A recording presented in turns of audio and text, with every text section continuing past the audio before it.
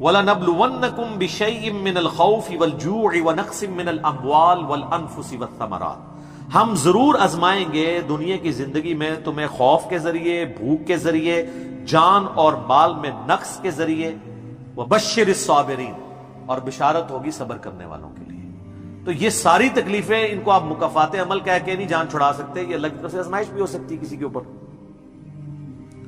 اور صبر کرنے والوں کے لیے بشارت ہے، اور ان کی نشانی کیا ہے؟ الذین اذا اصابتهم مصیبہ، جب کبھی انہیں کوئی مصیبت پہنچتی ہے تو وہ کہتے ہیں قالوا انا للہ وانا الیہ راجعون، بھئی ہم بھی تو اللہ کی طرف سے آئے تھے، ہمیں بھی لوٹ کے اللہ کے پاس جانا ہے، اگر کوئی تکلیف آئی ہے تو یہ بھی چلی جائے گی۔ سب سے بڑی تکلیف کیا ہے؟ موت، وہ بھی تو ہم پہ آنی ہے نا، تو اس سے پہلے اگر چھوٹی تکلیف آئی ہے تو اللہ کی طرف چلی جائے گی۔ اس کانٹیکسٹ میں ایک حدیث ہے صحیح مسلم میں بڑی زبردست، ام سلمہ کہتی ہیں کہ جب ابو سلمہ میرے خاوند فوت ہوئے، مجھے ان کی فوتگی کی خبر ملی تو میں نے حضور سے ایک دعا سن کے یاد کر رکھی تھی کہ جو کوئی وہ دعا مانگ لے گا اللہ تعالیٰ اس سے بہتر اسے نعم البدل دے دے گا، اور وہ دعا آدھا پورشن تو یہی ہے، سورۃ البقرہ کی آیت نمبر 156، انا للہ وانا الیہ راجعون۔ اس کے بعد ہے اللہم اجرنی، یہ جھٹکے سے ملے گا، اللہم اجرنی، حمزہ آگے، اللہم اجرنی فی مصیبتی واخلف لی خیرا منہا، اے اللہ مجھے اس مصیبت میں اجر عطا فرما اور میرے لیے اس سے بہتر نعم البدل کر دے۔ تو کہتی ہیں کہ نبی علیہ السلام نے فرمایا تھا جو یہ دعا مانگ لے گا نا تو اللہ تعالیٰ اس کی کمپنسیشن فرما دے گا، اسے بہتر نعم البدل دے گا۔ کہتے ہیں میں نے دعا تو کی، پھر میں یہ سوچتی تھی کہ میرے خامن جیسا تو کسی کا خامن نہیں ہوگا، ابو سلمہ جیسا خامن مجھے کیسے مل سکتا ہے۔ تو جب عدت پوری ہوئی تو نبی علیہ السلام نے پیغام کا نکاح کا پیغام بھیج دیا، ام المومنین بن گئی، اور یہ ہماری وہ ماں ہے جو سب سے آخر میں فوت ہوئی ہے 64 ہجری میں، واقعہ کربلا کے بھی 3 سال بعد۔ تو اس دعا کی، یہ دعا یاد رکھیں، چھوٹی موٹی بھی کوئی بھی تکلیف، کوئی بچوں کو پہنچتی ہے گھر میں، کسی کو زخم لگتا ہے، ٹھوکر لگ جاتی ہے، کوئی مالی نقصان ہو جاتا ہے، فوراً یہ دعا۔ اور میں نے الحمدللہ 20 دفعہ یہ دعا آزمائی ہے۔ وقتی طور پہ تو فیل ہو رہا ہوتا ہے کہ یار کوئی مسئلہ خراب ہو گیا، لیکن اس کے بعد اسی شر کے اندر خیر چھپی ہوئی ہوتی ہے، وہ مل جاتی ہے۔ اس آپ دعا کو یاد رکھیں، اور صبح شام جو چھوٹی موٹی کوئی خبریں بھی آپ کو ملتی رہتی ہیں نا، اس کے اوپر آپ یہ دعا پڑھتے رہیں، یہ آپ کے لیے ایک بہت بڑا وظیفہ ہے انشاءاللہ تعالی۔ نیک لوگوں کو جو تکلیفیں آتی ہیں نا دنیا میں، وہ ان کے درجات کو بلند کرنے کے لیے آتی ہیں، اور یہ اللہ تعالیٰ نے بڑی سختی کے ساتھ سورۃ العنکبوت کے اندر نا صحابہ کرام کو ایڈریس کر کے نا یہ فلسفہ کلیئر کیا ہے، آیت نمبر 2 اور 3 کے اندر، احسب الناس ان یترکوا ان یقولوا آمنا وهم لا یفتنون، کیا لوگ اس گمان میں ہیں کہ انہیں صرف اس بات پہ چھوڑ دیا جائے گا کہ وہ ایمان لے آئے اور ہم ان کی آزمائش نہیں کریں گے؟ وَلَقَدْ فَتَنَّ الَّذِينَ مِن قَبْلِهِمْ، بے شک ہم نے ضرور آزمایا تھا ان سے پہلے لوگوں کو، فَلَيَعْلَمَنَّ اللَّهُ الَّذِينَ صَدَقُوا وَلَيَعْلَمَنَّ الْكَاذِبِينَ، تو اللہ تعالیٰ ضرور جانچ کر رہے گا کہ کون سچے ہیں اپنے دعوے کے اندر۔ کس دعوے میں؟ کہ غلامی رسول میں موت بھی قبول ہے، اور کون صرف نعرہ بازی کر رہے ہیں۔ اللہ تعالیٰ ان کو ظاہر کر کے رہے گا، جانچ کے رہے گا۔ تو یہ اللہ تعالیٰ نے اپنا اصول رکھا ہے، یونیورسل ٹروتھ ہے۔ اس کانٹیکسٹ میں صحیح بخاری میں ایک حدیث ہے، صحابہ کرام نے جب کافروں کی تکلیفوں کا ذکر کیا نا حضور سے، تو آپ نے فرمایا صبر کرو،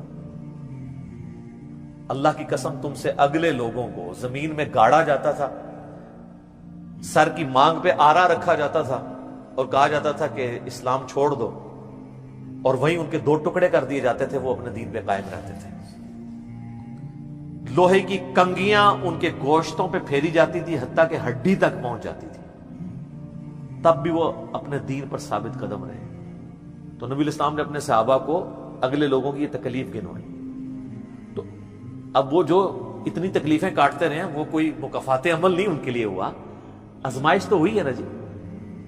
تو نیک اور برے لوگوں کے اعتبار سے ڈیفرنٹ ہے، یہ ذہن میں رکھیے گا۔ بخاری اور مسلم کی متفق علیہ حدیث ہے، نبی علیہ السلام فرمایا مسلمان کو کوئی بھی تکلیف پہنچتی ہے، دکھ درد بیماری، کوئی اندیشہ کہتے ہیں ذہنی ٹینشن کو، صرف کہ یہ نہ ہو جائے، حتیٰ کہ اس کے پاؤں میں کانٹا بھی چبھ جائے، تو اللہ تعالیٰ اس کے بدلے میں اس کے گناہوں کو معاف کر دیتا ہے۔ اور مسلم شریف میں ڈیٹیل ہے کہ جب یہ سورۃ النساء کی آیت نمبر 123 نازل ہوئی نا، کہ چھوٹے سے چھوٹے اعمال کا بدلہ بھی ملے گا، چھوٹی سے چھوٹی نیکی کا بھی، تو صحابہ پریشان ہو گئے، ان کا یا رسول اللہ یہ تو سارے پکڑے جائیں گے، کس طریقے سے کوئی بندہ پرفیکٹ ہو سکتا ہے؟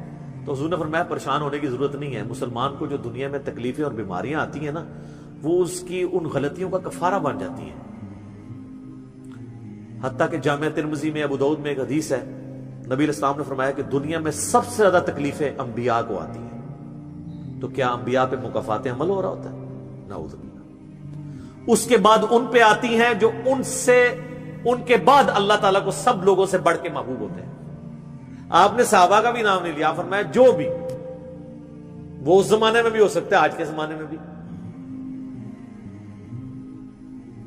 کیونکہ بعض اصحاب تو ایسے ہیں جنہوں نے کفر کی زندگی میں بھی موج کی ہے اور اسلام کی زندگی میں موج کی ہے، وہ تکلیفوں سے گزرے ہی نہیں ہیں۔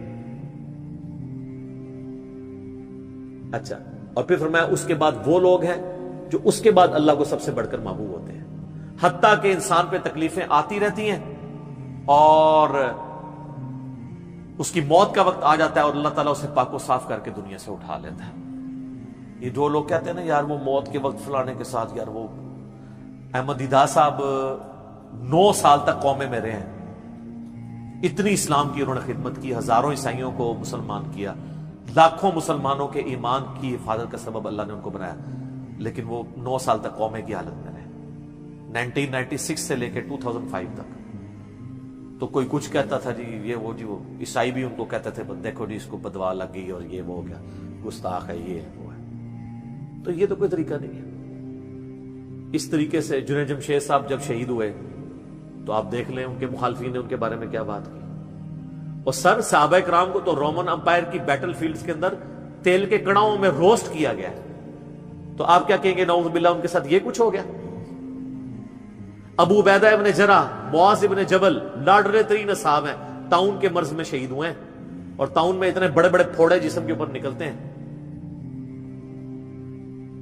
آپ تو سمجھتے ہیں کہ صحابہ کرام جو ہے وہ بڑے سکون سے بیٹھتے ہوں گے اور پھر کلمہ پڑھتے ہوں گے، ساتھ ہی ایسے روح پرواز کر جاتی ہوگی۔ حضرت حمزہ ابن عبد المطلب کا مسلح ہوا ہے، سید الشہداء ہیں۔ حضرت حسین علیہ السلام کے ساتھ جو کچھ کربلا میں ہوا ہے، تو نیک بندوں اور عام بندوں کے اعتبار سے اس کا حکم ڈیفرنٹ ہے۔ نیک بندوں کے درجات بلند ہوتے ہیں۔ حسین ابن علی سے اتنی بڑی قربانی نے اللہ نے لی کہ قیامت والے دن ان کو جنتی نوجوانوں کا جو سردار ہونا ہے اس کو جسٹیفائی کیا جائے کہ آؤ جی حسین جیسی ہے کسی قربانی، بنا دینا سردار، آ جاؤ لے کے آؤ۔ کوئی کھڑا ہو سکتا ہے؟ ابھی تک 1500 سال میں تو نہیں کوئی دعویٰ کرے گا کھڑا ہونے کا۔ تو اللہ تعالیٰ نیکیوں کو جسٹیفائی بھی کرواتا ہے، وہ مکافات عمل نہیں ہو رہا ہوتا۔ نیک لوگوں کے لیے ڈیفرنٹ ہے، ان کے درجات بلند ہوتے ہیں، اور باقی عام لوگوں کے لیے یہ ہے کہ ان کے لیے بھی آپ نہیں کہیں گے کہ ان پہ عذاب ہے، یا اللہ کی طرف پلٹنے کا ذریعہ ہے، یا ان کے گناہوں کا کفارہ ہے۔ یہ آپ نے کسی پہ نہیں کہنا اس کے اوپر لعنت پڑ گئی، اس کے اوپر یہ ہو گیا، اس کے اوپر یہ ہو گیا، یہ آپ کو کسی نے رائٹ نہیں دیا۔ یہ بہت بڑا ظلم ہے۔ ایک طرح کے معاملات ہوئے ہوتے ہیں دونوں کے ساتھ۔ اب آپ دیکھ لیں سنیوں میں سے کوئی جیل میں جاتا ہے تو شیعہ کہتے ہیں دیکھا جی مکافات عمل ہے، شیعہ میں سے کوئی جاتا ہے سنی کہتے ہیں مکافات عمل ہے۔ تو یہ آپ جو مرضی، اور اپنوں کے لیے کہتے ہیں آزمائش ہے۔ تو یہ آج کی ڈیٹ میں آپ نے سب کے لیے آزمائش ہی کہنا ہے، ورنہ یہ مسئلہ بالکل خراب ہو جائے گا۔ اللہ ہی اللہ جی، اللہ تعالیٰ سے خیر مانگنا چاہیے، اللہ تعالیٰ کی طرف رجوع لانا چاہیے۔ اس حوالے سے بخاری اور مسلم دونوں میں حدیث ہے، میں اب آپ کو تھوڑے وظیفے بھی بتا دوں نا۔ ظاہر آزمائشیں تو ہر بندے پہ آتی ہیں، اللہ کی طرف رجوع بھی لانا چاہیے۔ ان آزمائشوں سے نکلنے کا طریقہ کیا ہے؟ بخاری اور مسلم دونوں میں حدیث ہے، نبی صلی اللہ علیہ وآلہ وسلم کے بارے میں انس بن مالک کہتے ہیں کہ نبی علیہ السلام کی اکثر دعا یہی ہوا کرتی تھی، اللہم ربنا آتنا فی الدنیا حسنہ وفی الآخرۃ حسنۃ وقنا عذاب النار آمین۔ یہ بخاری مسلم میں بھی ہے، سورۃ البقرہ کی آیت نمبر 201 ہے۔ اے اللہ ہمیں دنیا میں بھی بھلائیاں عطا فرما اور آخرت میں بھی بھلائیاں عطا فرما، اور آخرت کی سب سے بڑی بھلائی بھی ساتھ مانگ لی، وقنا عذاب النار، آگ کے عذاب سے ہمیں بچا لے، آمین۔ یہ اکثر آپ کی دعا ہوتی تھی. اس کانٹیکٹ میں ایک حدیث ہے بڑی انٹرسٹنگ صحیح مسلم میں. ایک صحابی بیمار ہوئے حتیٰ کہ بالکل ہڈیوں کا پنجر بن گئے, اور صحابہ کہتے ہیں چڑیا کی طرح ان کی جان ہو گئی. نبی علیہ السلام ان کی عیادت کے لیے گئے. آپ نے جب دیکھا آپ فرمایا تو اللہ سے کیا مانگتا ہے؟ چنگا بندہ ٹردا پھرتا بندہ ایڈا منجی دے پہ گیا اور بالکل ڈھانچہ پنجر بن گیا ہڈیوں کا. اس نے کہا یا رسول اللہ میں اللہ تعالیٰ سے یہ دعا کرتا ہوں کہ اے اللہ جو تو نے مجھے آخرت میں عذاب دینا ہے نا دنیا میں ہی دے دے. آخرت کا عذاب تو بہت سخت ہے, تو مجھے دنیا میں ہی وہ عذاب دے دے. نبی علیہ السلام نے سبحان اللہ, کیا تم دنیا میں بھی اللہ کی تکلیف برداشت کر سکتے ہو؟ اوے تجھے تو چاہیے تھا تو کہتا اللہم ربنا آتنا فی الدنیا حسنہ وفی الآخرۃ حسنۃ وقنا عذاب النار. یعنی آپ اللہ تعالیٰ کو معاذ اللہ کو فنیٹک سمجھتے ہیں کہ آپ کہیں گے کہ اس نے عذاب تو ضرور دینا تو مجھے ادھر دے دے. اور یار اللہ سے اچھا ہی گمان رکھو. بخاری مسلم دونوں میں حدیث ہے, میں اپنے بندے کے گمان کے قریب ہوں جیسا میرے بارے میں گمان رکھے, بشرطے کہ کرتوت بھی ٹھیک کرے. تو سر ہم تو یہ کہتے ہیں یا اللہ ہم نہ تیری آزمائش کے قابل ہیں نہ تیرے عذاب کے قابل ہیں, ہمیں بلا حساب و کتاب ہی جنت میں داخل فرما دے, آمین. تو میں اپنے بندے کے گمان کے قریب, اچھا گمان رکھیں انشاءاللہ تعالی اینڈ رزلٹ بھی اچھا ہوگا. آپ اللہ سے گمان اچھا رکھیں, یہ گمان بہت اہم چیز ہے. اور یہ آپ کا جو کانفیڈنس ہے نا اللہ کے اندر کہ انشاءاللہ اللہ میرے ساتھ خیر کا معاملہ ہی کرے گا. اچھا کئی لوگ ہیں وہ کہتے ہیں منو تے اللہ نے دینے ہی عذاب ہے. استغفر اللہ. تو بولی آپ چاہے اچھے اعمال کرتے ہیں برے اعمال, تب بھی آپ نے یہ اپنے بارے میں یہ بات نہیں کرنی. یہ تو اور کسی کے بارے میں تو آپ نے سوچنا بھی نہیں سر, وہ تو کہانی ختم. وہ تو صحیح مسلم میں حدیث ہے نا, ایک شخص نے قسم اٹھا کے کہہ دیا تھا کہ اللہ تعالیٰ اس کو کبھی معاف نہیں کرے گا. وہ بڑا گنہگار شخص تھا. اللہ کی بارگاہ میں پہنچے, اللہ نے فرمایا تو نے میرے بھی آپ پہ کیسے قسم کھا دی؟ جا میں نے اس کو معاف کیا, تجھے دوزخ میں پھینکا. لا يسأل عما يفعل وهم يسألون, سورۃ الانبیاء کی آیت ہے. اللہ کو کوئی نہیں پوچھ سکتا اس نے یہ کیوں کیا, وہ سب کو پوچھ سکتا ہے کہ انہوں نے یہ کیوں کیا. یہ اللہ تعالیٰ کے بارے میں ناشکری پھیلانا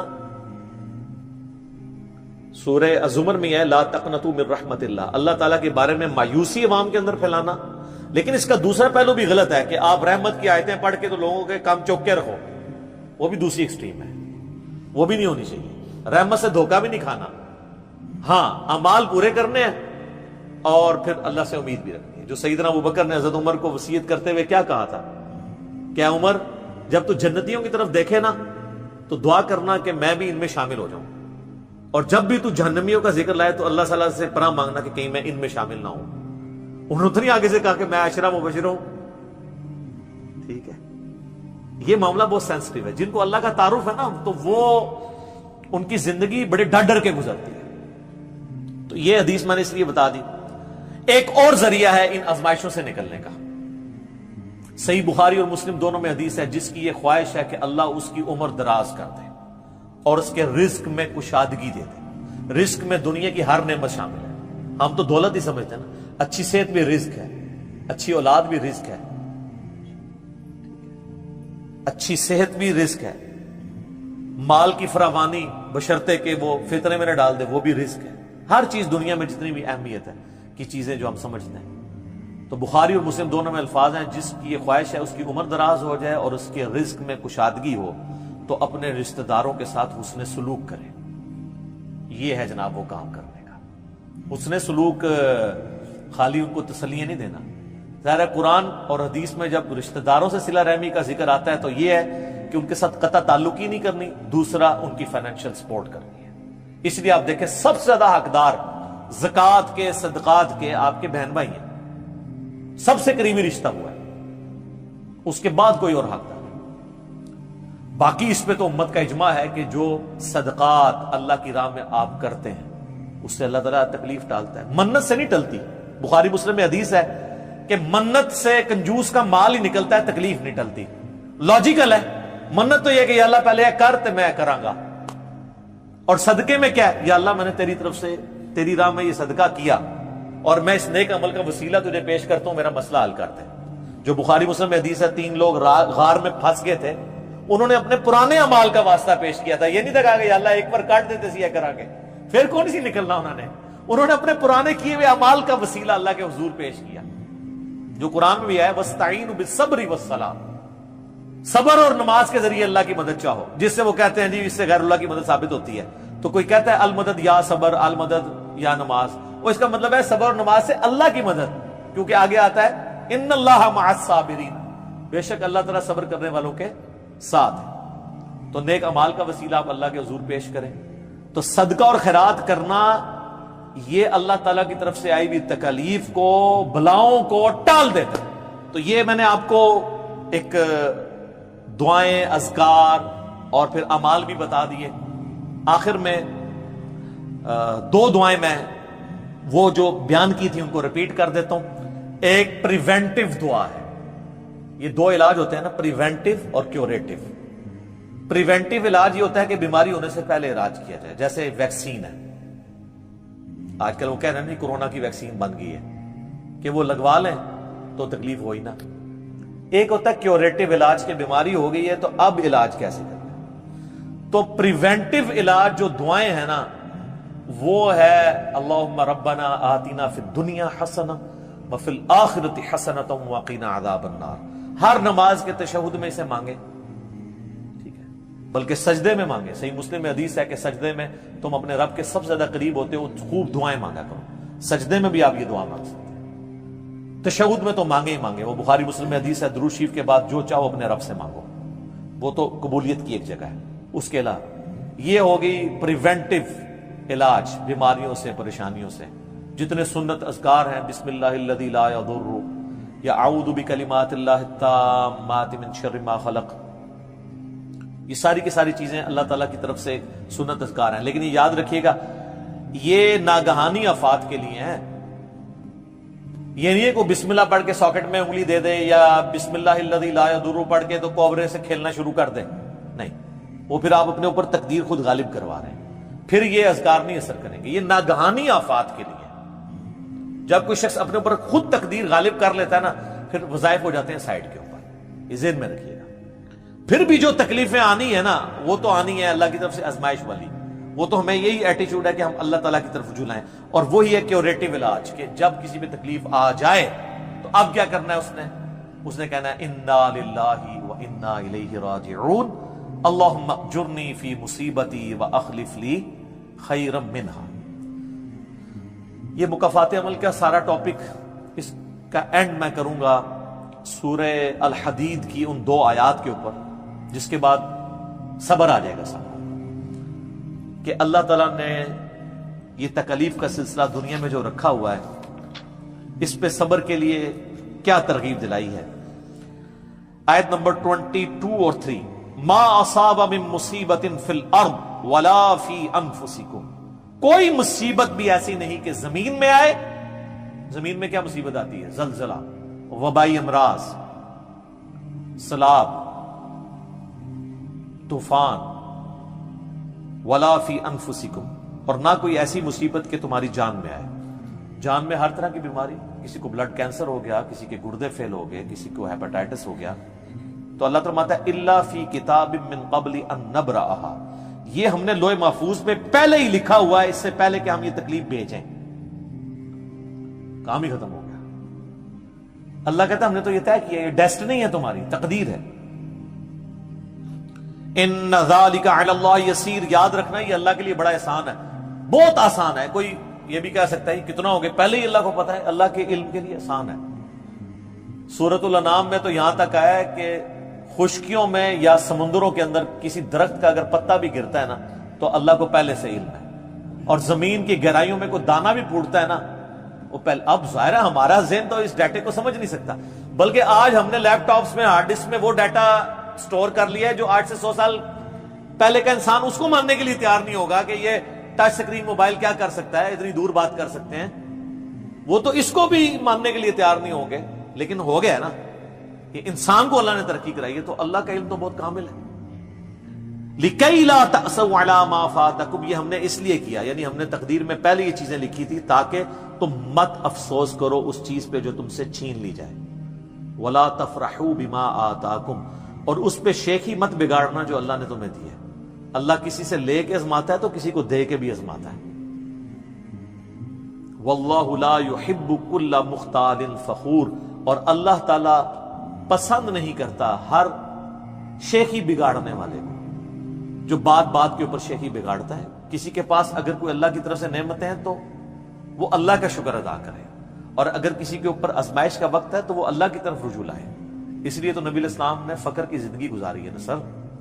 باقی نیک بندوں کے لیے درجات کی بلندی کا ذریعہ ہے آزمائشیں آنا، برے لوگ بھی اس اعتبار سے کہ میرے اعمال کی شامت ہے اور میرے گناہ معاف ہو جائیں گے اور میں اپنی اصلاح بھی کر لوں، کسی کے بارے میں کوئی ورڈکٹ نہ دیں، اپنے اوپر ضرور لاگو کر لیں۔ ہم اللہ تعالیٰ سے دعا کرتے ہیں اللہم اجرنا من النار، اللہم انی اعوذ بک من عذاب جہنم، ربنا اننا آمنا فاغفر لنا ذنوبنا وقنا عذاب النار، اللہم انی اعوذ بک من عذاب جہنم، ربنا اصرف عنا عذاب جہنم ان عذابها کان غراما، اللہم ربنا آتنا فی الدنیا حسنہ وفی الآخرة حسنة وقنا عذاب النار، اللہم احسن عاقبتنا فی الامور کلها وَأَجِرْنَا مِنْ خِزْيِ الدُّنْيَا وَعَذَابِ الْآخِرَةِ آمین ثم آمین۔ ٹھیک ہوگا جی؟ پہلا رب نو یار دا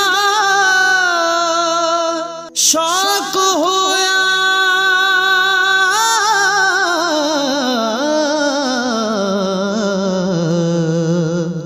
نبی پاک دا کرن جمال مائیں، آیا وحی لے کے ہویا ترت حاضر،